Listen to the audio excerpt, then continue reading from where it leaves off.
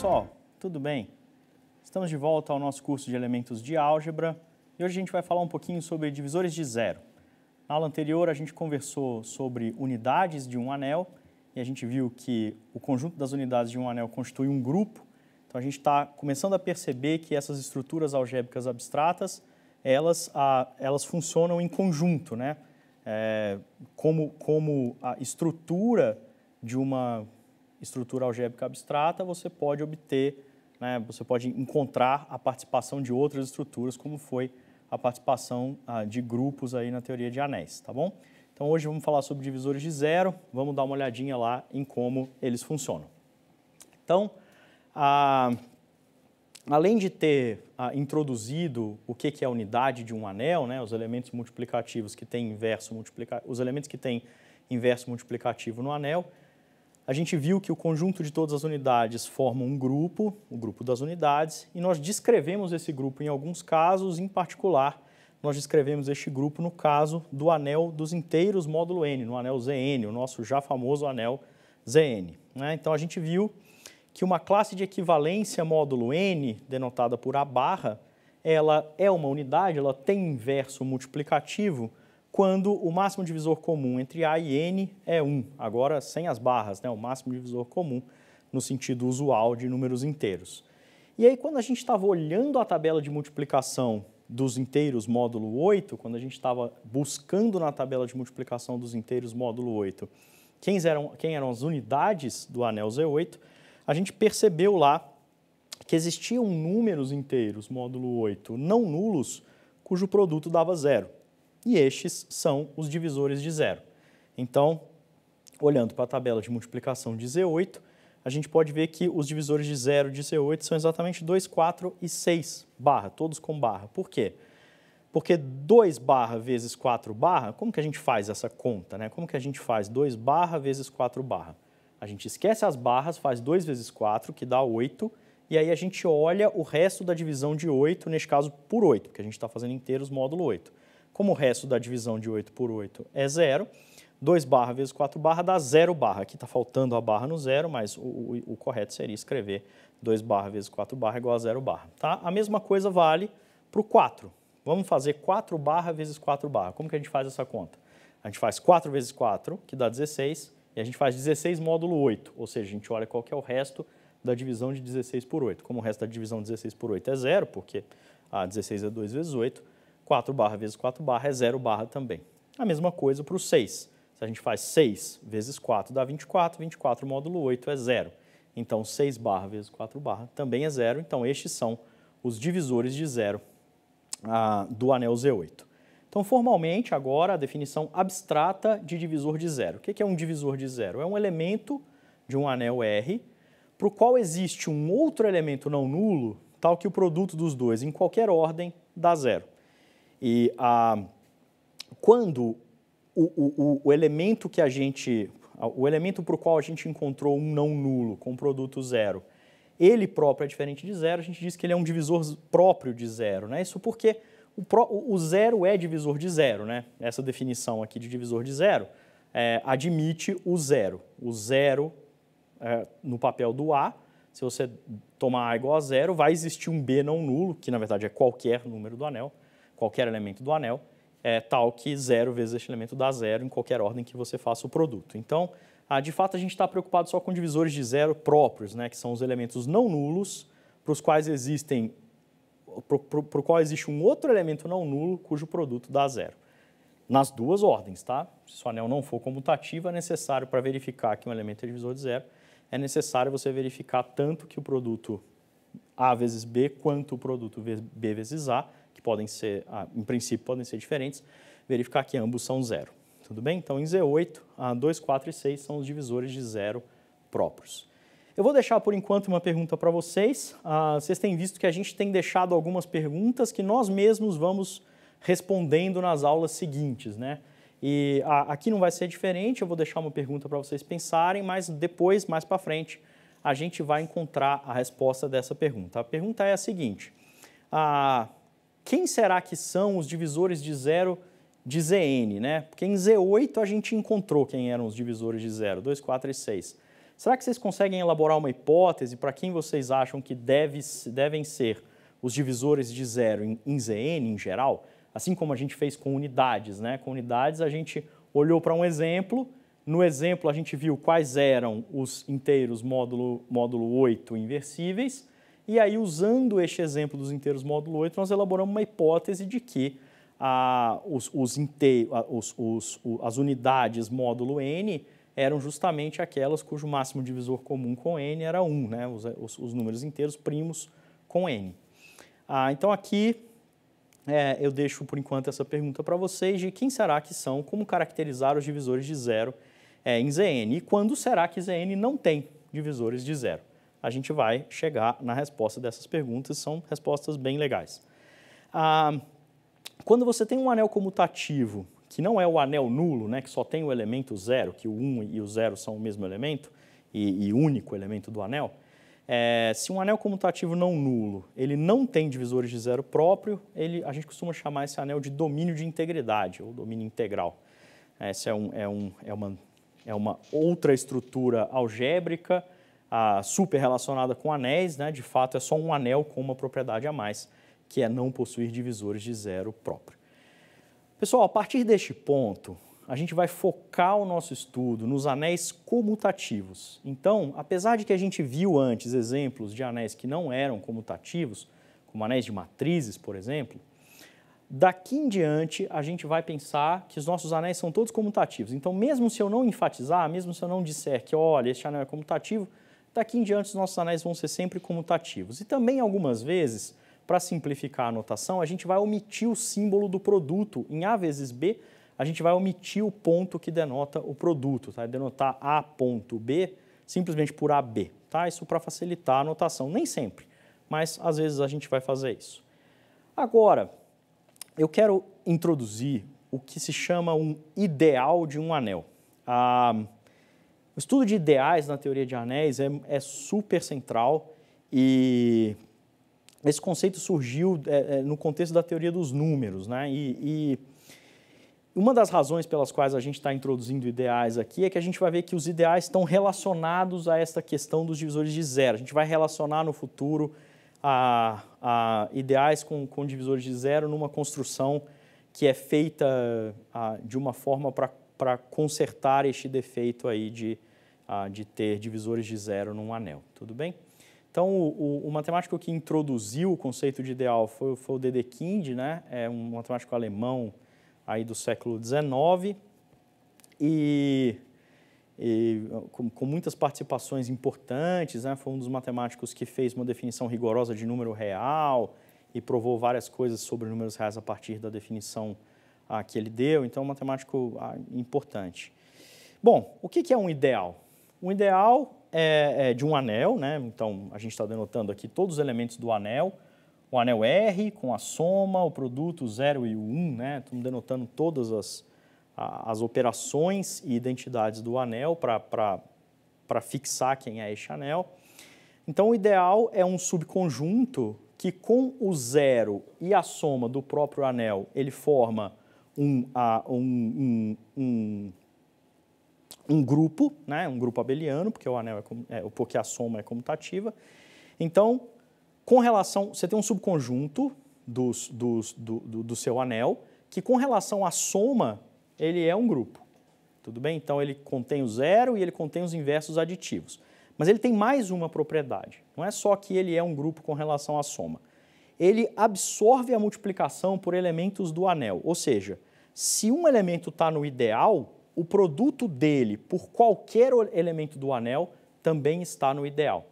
Então, o ideal ele é um grupo com relação à soma, ele contém o 0, ele contém, para todo elemento, ele contém o inverso aditivo, para todos os dois elementos, ele contém a soma destes dois elementos, mas mais do que isso, se você multiplicar um elemento do ideal por qualquer elemento do seu anel, você continua dentro do ideal, ele absorve a multiplicação por elementos do anel. Então, é fácil ver que todo o anel comutativo vai ter pelo menos dois ideais. Um deles é o conjunto que só contém o 0, porque o 0 é um grupo abeliano com a soma, 0 mais 0 é igual a 0, 0 é o seu próprio inverso aditivo. E se você multiplicar qualquer coisa por 0, dá 0. Então, esse conjunto absorve a multiplicação por elementos do anel. É um ideal, portanto. E o próprio anel também é um ideal, tá? Sem dúvida, porque um anel com relação à soma é um grupo e se você multiplicar dois elementos do anel, você ganha um elemento do anel, tá? Então, esses são ideais triviais que todo anel tem. Agora, vamos olhar exemplos de ideal no anel Z dos números inteiros. Então, os múltiplos de um determinado número inteiro, tipo os múltiplos de 2, né, o conjunto 2Z, que é feito de todos os múltiplos inteiros de 2, o conjunto 3Z, feito por todos os múltiplos de 3, né, todos os elementos da forma 3A com A inteiro, até, em geral, NZ, todos estes são ideais. É fácil verificar, pessoal. Se você soma, vamos olhar para o caso múltiplos de 2, por exemplo. Se você soma dois elementos que são múltiplos de 2, você ganha um elemento que é múltiplo de 2. O inverso aditivo de um elemento que é múltiplo de 2, o 2 vezes A, é o menos 2 vezes A, que também é múltiplo de 2. E o zero é múltiplo de 2, é 2 vezes 0. Então, é um grupo com relação à soma. E se você multiplicar um múltiplo de 2 por qualquer número, ele não vai deixar de ser um múltiplo de 2. Né? Se você tem um número que é 2 vezes A, se você multiplicar ele por B, ele vai ser 2 vezes A vezes B, que também é um múltiplo de 2. Então, ele absorve a multiplicação por números inteiros. Então, ele é um ideal, e isso não só para o 2, para qualquer, né? 3Z, NZ, todos estes são um ideal. Mas isso é válido, essa construção é válida em geral. Se você pegar um elemento de um anel e formar o conjunto de todos os elementos da forma, então o x aqui está fixo, você pegou um elemento x e fixou. Aí você montou o conjunto de todos os elementos da forma A vezes x com A em R. Então você fixou o x e multiplicou esse x que foi fixado por todos os elementos do anel, né? Multiplica por um elemento, pega e reserva. Multiplica por outro, pega e reserva. Depois junta todos, dá um conjunto de elementos que também vai ser um ideal. E ideais desse tipo se chamam ideais principais. Esse o ideal Rx é o ideal principal gerado pelo elemento x. Estes aqui, 2z, 3z, nz, são ideais principais gerados por 2, por 3 e, em geral, por n. Tá bom? Agora, vamos olhar mais um exemplo. Vamos ver quem são os ideais não triviais de Z8. Então, de novo, aqui eu estou com a tabela de multiplicação de Z8, e aí eu vou olhar para os ideais principais de Z8. Como é que eu faço para obter os ideais principais? Eu pego um elemento de Z8 fixo e multiplico por todos os elementos de Z8. Então, imagina que eu fixei o 2 barra. Aí eu vou lá e multiplico 2 barra por todos os elementos de Z8. Quando eu multiplico, olha para a tabela de multiplicação, olha para a quarta linha dessa tabela de multiplicação. A quarta linha dessa tabela de multiplicação te dá o resultado do produto de 2 barra por todos os elementos do anel. Na quarta linha, você só tem como resultado do produto com 2 barra, 0 barra, 2 barra, 4 barra e 6 barra. Depois repete, né? De novo. 0 barra, 2 barra, 4 barra e 6 barra. Então, o ideal principal gerado por 2 barra é o conjunto que contém 0, 2, 4 e 6, todos com barra. O ideal principal gerado pelo elemento 4 barra, você obtém olhando para 1, 2, 3, 4, 5, para a sexta linha dessa tabela de multiplicação. Na sexta linha dessa tabela de multiplicação, você encontra o resultado da multiplicação de 4 barra por todos os demais elementos de Z8. E só tem dois resultados possíveis, 0 e 4, ambos com barra. Então, o ideal principal gerado pelo 4 barra contém só dois elementos, que são 0 e 4. E o ideal principal gerado por 6 barra, olhando para a tabela de multiplicação, é igual ao ideal principal gerado por 2 barra. Os outros ideais principais são triviais. O ideal principal gerado pelo 0 barra contém só o 0 barra, e os ideais principais gerados pelo 1 barra, pelo 3 barra, pelo 5 barra e pelo 7 barra são todo o anel Z8, ou seja, os demais ideais principais são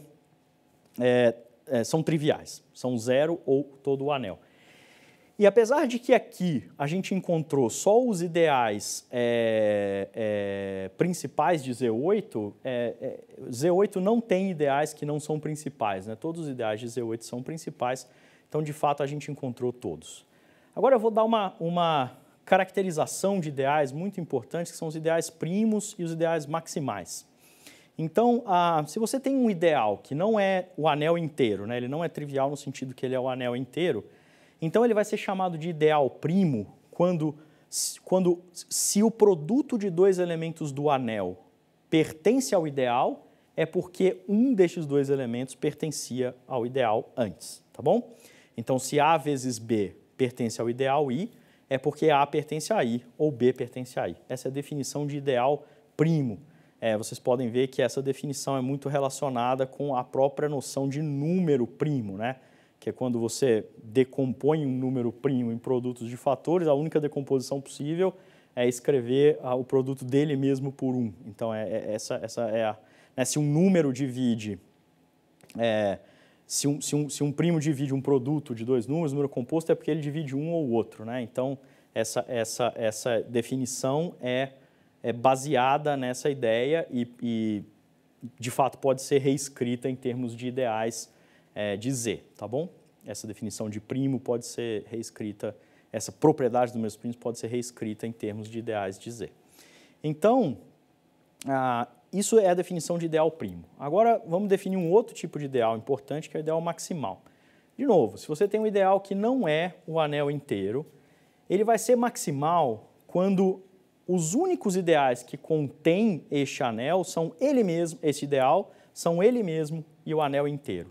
Então, se você tiver um ideal maximal, o fato de ele estar contido num outro ideal significa que esse outro ideal ou é ele mesmo, porque todo conjunto está contido em si próprio, ou o anel inteiro. E daí a palavra maximal, né?